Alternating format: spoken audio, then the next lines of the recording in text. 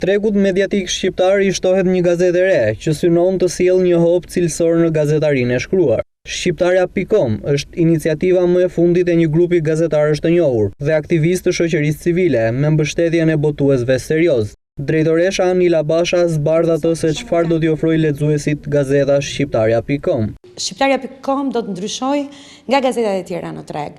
Një staf profesionist gazetarësh kanë vendosur të bashkohen pra te kjo nisëm e Shqiptarja.com për të bërë jo vetëm informimin e publikut, por edhe thellimin e lajmit, atë që e kemi konsideruar investigim, origjina, zanafilla e lajmit, gjë që ka munguar në fakt për shumë kohë në tregun mediatik. Do të shkojmë lajmit deri në fund, pra investigimi i plot i lajmit.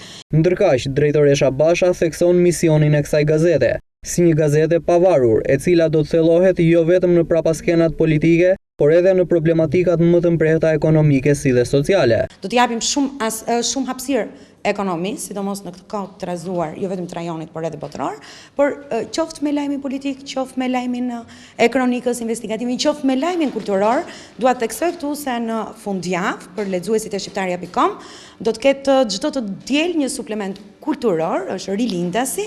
Dhe në fund zonja Basha u drejtohet lexuesve. Duke filluar që në datën 4 nëntor, pra që nga dita e nesërme, gazeta Shqiptarja.com do të jetë në treg për gjithë lexuesit e saj, do të jetë me 20 lek, do të jetë një gazetë shumë konkurrente dhe shpresojmë që do të na ecim parë.